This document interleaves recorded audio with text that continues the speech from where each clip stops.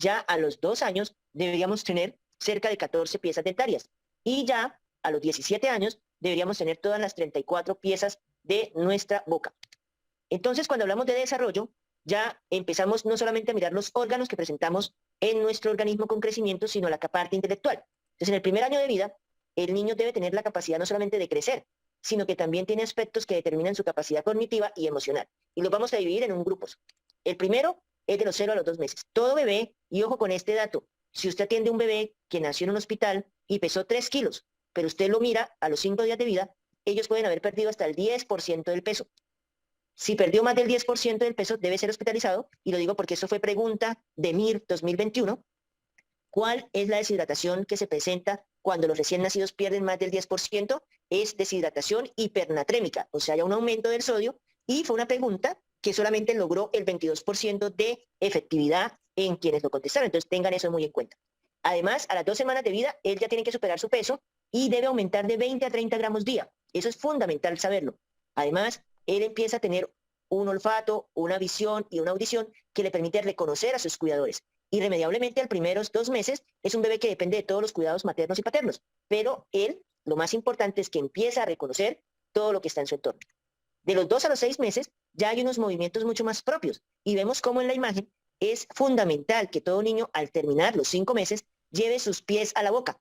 Es fundamental. Es lo que determina que todo lo que es médula espinal hasta anterior tiene conexión con los músculos estriados. Eso también es muy importante. Además, él ya empieza a explorar su entorno, se mira sus manos, hace sonar un sonajero o campana, ya vocaliza, tiene expresiones de alegría y bravura, y también le permite no solamente que gane 600 gramos al mes, sino que cerca de 2 centímetros por mes. Entonces, nuevamente, es un niño que debemos evaluar constantemente.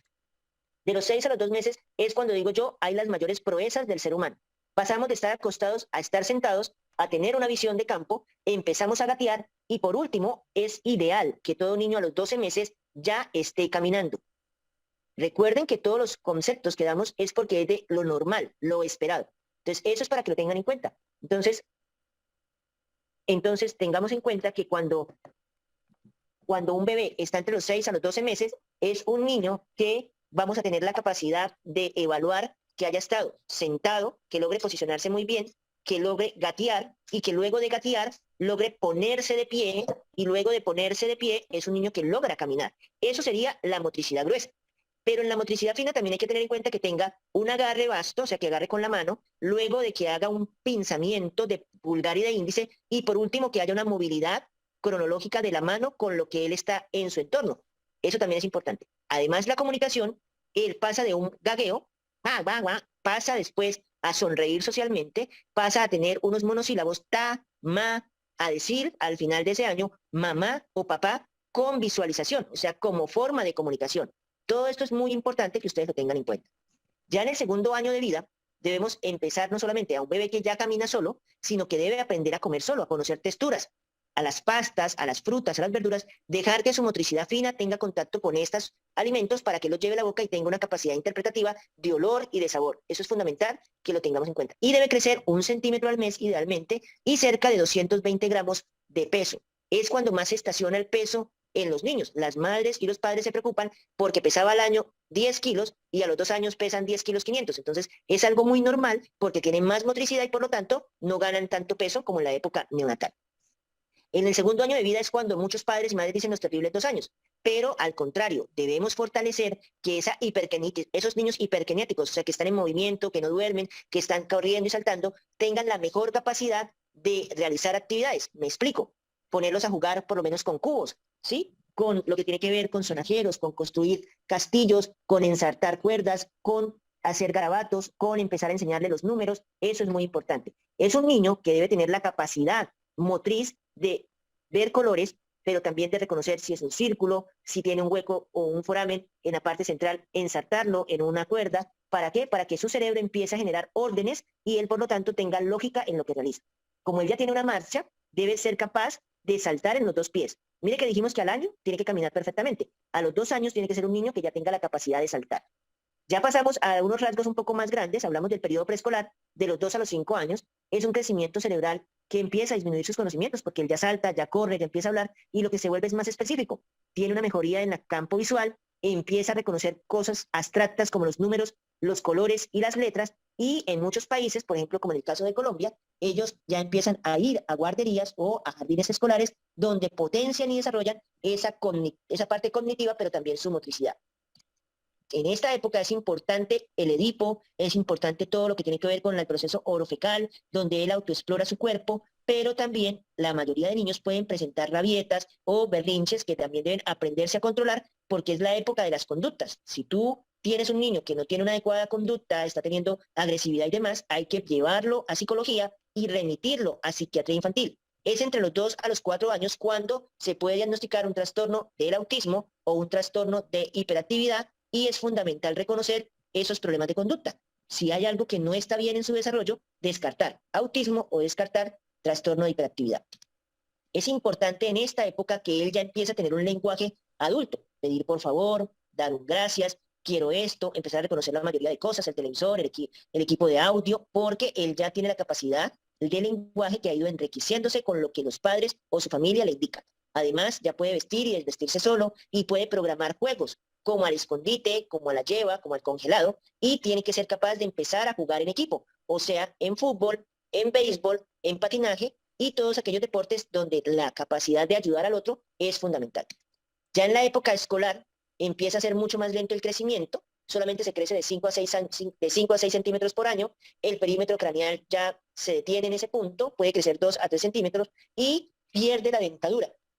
Si usted encuentra a un niño que una madre le dice que tiene 4 años y cambió su dentadura completa, es un problema, por ejemplo, de escorbuto. Pero si usted tiene un niño de 9 a 10 años que no ha perdido la primera dentadura de leche, preocúpese porque puede también ser algo en relación al metabolismo del calcio y su síntesis para formar dientes. Entonces ya en este punto usted tiene que preguntar si el niño sabe cómo se llama, en qué barrio vive, en qué municipio vive, en qué vereda, pero también la capacidad de aprender a sumar, de restar, de multiplicar, de dividir. Y en ese punto es cuando más hablamos del rendimiento escolar. Y es fundamental saber si hay problemas de aprendizaje, de lectura, de dislexia, de incapacidades fonéticas, de incapacidades motrices, para que tengan una adecuada referencia, no solamente al pediatra, sino también a la terapia física, ocupacional, fonoaudiología, terapia de lenguaje, para que haya un desarrollo, si es que ha habido un déficit, y logre equipararse a los demás niños.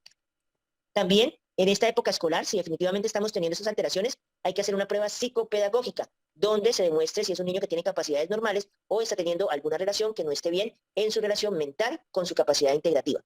En este punto, ellos ya tienen la capacidad de formar amistad, de ser aceptado por sus pares, o sea, si son niños con los niños, las niñas con las niñas, y en este mundo globalizado, en la capacidad de demostrar afecto en relación a lo que ellos sienten, sin tener la capacidad aún de expresar emocionalidad corporal. Ellos siempre dicen te amo, te quiero, pero es más una emocionalidad de compañía, más no de atracción, que eso hay que tenerlo muy en cuenta. Fácilmente una niña puede escribir una carta diciendo te amo mucho, te quiero mucho, y lo que está demostrando es la sensación de amistad, y los padres pueden escandalizarse. Alguien puede escribir quiero casarme contigo y realmente es como una visualización, más no es una atracción, que eso hay que tenerlo en cuenta para la siguiente etapa. Cuando estamos entre la edad escolar y la adolescencia, tenemos que, en el caso de Colombia, evaluar el Tanner. Todo niño y niña que llega a los 10 años tiene que ser evaluado su parte puberal, o sea, la parte púbica, evaluar lo que son sus genitales externos, prever la presencia de vello, y también en el caso de las niñas, el aumento del botón mamario y de sus caracteres sexuales. Estamos teniendo una alta incidencia de pubertad precoz. Todo niño o niña que antes de los 9 años, 11 meses, presente cambios de Tanner más allá del nivel 2, debe ser evaluado por un pediatra y también por un endocrinólogo pediatra. Es importante saber que en la adolescencia es cuando más rápidamente crece un niño, llegando hasta 12 centímetros por año, y pueden llegar al final de la adolescencia, 17, 18 años, a tener una talla ya cercana a su adultez. Es más, muchos adolescentes llegan a los 17 años y tienen su talla definitiva.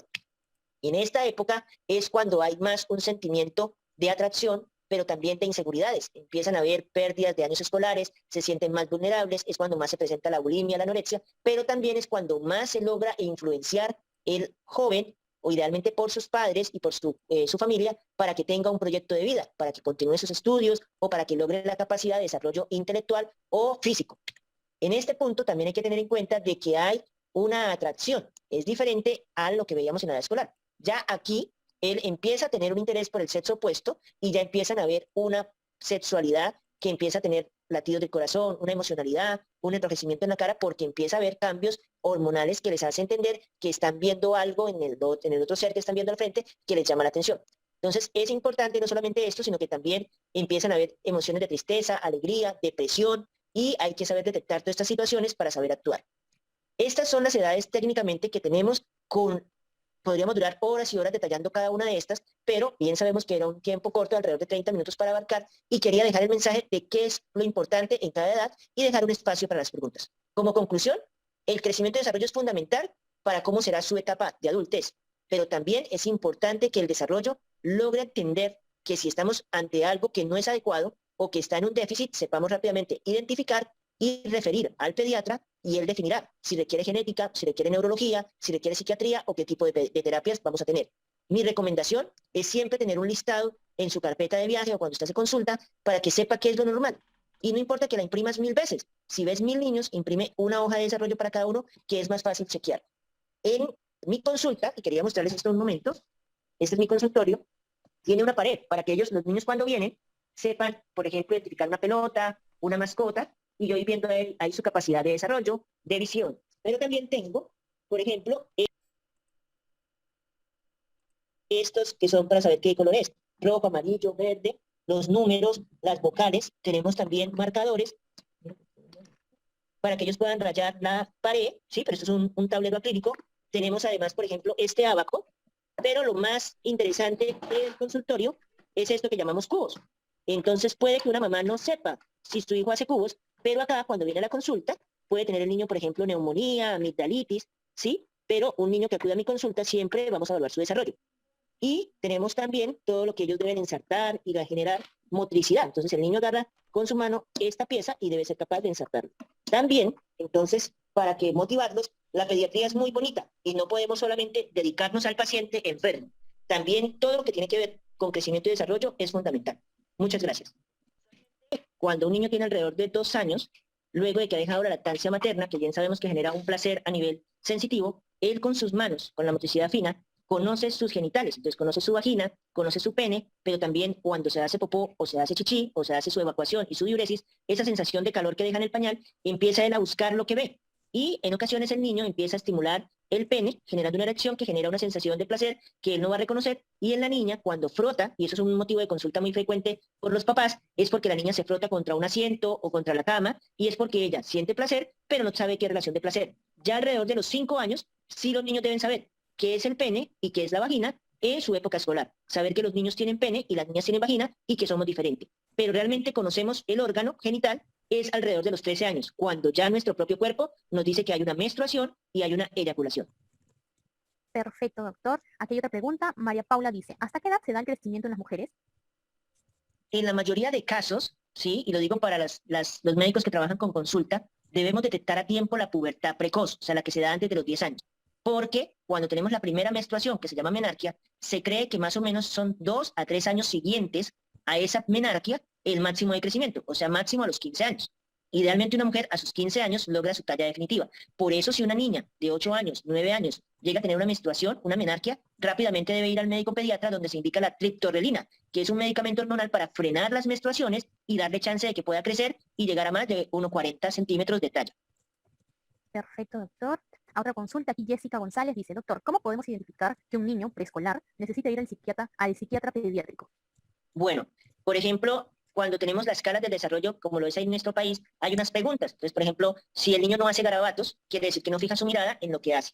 Entonces, eso primero. Si el niño cuando la mamá le dice no, no hace la pausa, todos cuando nos dicen no, ¿qué hacemos? Retrocedemos la cabeza. Entonces, si usted le dice a un niño no y él no retrocede, o si tú, por ejemplo, le dices, tráeme el celular y él, después de los 2 años, no reconoce el celular, primero hay que descartar autismo. Y en este momento, entre el neurólogo y el psiquiatra, son los encargados de descartar el autismo. Ya si descartamos el autismo, pero estamos teniendo un niño desafiante, un niño agresivo, un niño que no hace caso, hay que descartar un trastorno del déficit de atención, que ahí sí es con el psiquiatra. Y si llega a los 6 años y tiene un acto de violencia contra otros niños, como clavar un lápiz o algo, debe ser medicado. Perfecto, doctor. Aquí, ¿cada cuánto tiempo se hacen según la edad? En el primer año de vida deben ser cada mes. Repito, los controles de crecimiento y desarrollo en el primer año deben ser cada mes. Se debe pedir la rayos X de cadera como tamizaje a los 4 meses, el examen de audición y visión antes de los 9 meses y después del año, cada 2 meses hasta los 2 años. De los 2 años a los 5 años, cada 3 meses, pasando por el optómetra a los 4 años y después de los 5 años cada 6 meses hasta los 18 años, teniendo en cuenta de pedir cuadro hemático y parcial de orina cada 5 años en un niño sano. Perfecto. A ver, aquí Yanel Cruz nos dice, algún día escuché a un doctor decir que sexualidad es cuando el niño diferencia los sexos masculino y femenino. ¿Es verdad o falso? Eso es falso. La mayoría de nuestros pacientes requieren de la educación de sus familias. Y pues bien sabemos que en este mundo globalizado, la educación depende de la forma en que la parte sexual, o sea, al tener un órgano masculino y femenino, lo reconozco diferente al ser que está al frente mío. Me explico. Yo sé que soy hombre porque tengo un pene. ¿Lo dice un niño de 4 años? No. Ellos lo saben porque la niña no tiene pene y en el caso de la niña, ella sabe que él es niño porque él no tiene vagina. Cuando empiezan la escolaridad, alrededor de los 5 o 6 años, ellos dicen, la mamá tiene una barriguita, tiene un bebé. ¿Y por qué es mamá? Porque es mujer y tiene vagina. Ah, y él es papá porque tiene un pene. Es la forma más asequible de explicarles la sexualidad, pero no es porque ellos conozcan aún el acto sexual o cómo se desarrolla en la creación de un bebé. Ok, perfecto, ahora vamos terminando. Hay dos preguntas más. Dice Mitzi Gutiérrez, doctor, en dado caso de que la niña no llegue a la estatura promedio, me imagino que se refiere a qué sucedería. Bueno, si tiene una pubertad precoz, debe ir al pediatra, se debe aplicar la triptorelina para frenar la pubertad, para que se demore más tiempo, y si vemos que a los 13 años no hay una estatura adecuada, hay que hacer un carpograma. Si definitivamente aún hay cartílago que se pueda estimular, hay que colocar hormona de crecimiento. Si al contrario no hay cartílagos en el carpograma, o sea, en la edad ósea, que puedan ser estimulados, el endocrinólogo tiene que buscar la manera de que ella se sienta en familia de una manera normal. En promedio, 1,40 es el límite, pero para hablar de enanismo es 1,20. Entonces tenemos entre 1,20 y 1,40 para hablar de baja talla sin tener que ver afectada su emocionalidad y su cognitividad. Perfecto. Finalmente, Rocío de las Nieves nos dice, puede ser que durante la pandemia se vieron casos de esa adolescencia temprana que usted menciona, a partir del tipo de dieta como consumo de pollo o por la cantidad hormonal, o eso es falso. La parte hormonal de los alimentos empaquetados o del pollo o de los embutidos, ¿sí? Es porque desafortunadamente ellos tienen alta carga de nitritos, alta carga de estradiol, alta carga de cortisoles, que al no ser gastados, o sea, al no correr, al no saltar en esa época de pandemia, hicieron que hubiera un depósito de tejido graso más rápido a nivel de las caderas en las niñas o a nivel de sus pechos, y por lo tanto sí se presentó una alta incidencia de pubertad precoz. Pero es importante que independientemente de que hubiera pubertad precoz, se asistiera al médico para que él frenara la pubertad y darle chance a que pueda tener un desarrollo normal. Pero sí está relacionado con todo ese criterio hormonal que se presentó. Perfecto, doctor. A ver, mire, acá llegó una última pregunta. Cintia González dice, en la actualidad, ¿son elevados los casos de bebés afectados por el Zika? Todavía se presentan casos en el área amazónica de Colombia, Ecuador, Perú, Brasil y Venezuela. Es una enfermedad que se volvió endémica en esas áreas. Entonces siempre hay que tener muy en cuenta eso. Perfecto, doctor. Muchas gracias por sus consultas. Más bien, doctor, no sé si usted quisiera hacer las preguntas para hacer la dinámica de interacción, si han estado atentos a la exposición que usted ha brindado. Ok, la primera pregunta que creo que es fundamental y que apareció en MIR, que lo repetía en el momento de la ponencia, ¿cuál es la deshidratación que se presenta en el recién nacido que pierde más del 10% de su peso? Esa es pregunta de todos los países en relación A a ver, un concepto técnico, aquí José, que fue el primero, nos dice deshidratación hipernatremia. Luego ¿correcto? dice, es correcto, muy bien, todos han Sí. mencionado acá, Barragán Acosta, Jessica González, Sandra Cruz también dice lo mismo. Perfecto, entonces, una segunda pregunta que tenga, doctor. Una segunda pregunta que realizamos en el examen en Colombia para médicos que se van a graduar de médicos generales es la relación que se tiene de ganancia de peso de un recién nacido normal. Entonces, ¿cuánto debe ganar de peso un recién nacido normal en el primer mes de vida? A ver, vamos a ver qué nos dicen por el chat. Creo que están pensando en la respuesta. Todavía nadie se manifiesta. Creo que ahí los agarró, doctor. A 30 gramos Ay, día. justo, Sí. Michelle guardó tu punto. 20 a 30. A ver, aquí Ok. empezaron a enviar. Y la Bueno, tercera sí, tranquila, pregunta doctor. Ujú. es para quien desee ser pediatra. Si tienes una niña menor de 9 años, 11 meses, con menstruación, ¿existe tratamiento médico y cómo se llama? El concepto, el diagnóstico y el tratamiento. Bueno, dicen que sí existe, pero todavía no nos mencionan Por el eso, el tratamiento. nombre Ujú. del diagnóstico y el tratamiento. Yo lo A repetí ver, varias veces. Shara El nos dice, diagnóstico y el tratamiento. a ver, el diagnóstico y el tratamiento. Acá Michi dice, tritorelina, perdón, Ajá, para la detención hormonal. exacto. Entonces, lo más importante es, niña que tenga menstruación antes de los 10 años, diagnosticarlo como pubertad precoz y saber que existe un tratamiento, que es la triptorelina. Muy bien. Perfecto, aquí Shara también dijo, pubertad precoz. Aquí también ha mencionado medicamentos de pubertad precoz, tritorelina. Perfecto, doctor. Muchas gracias por su ponencia, por la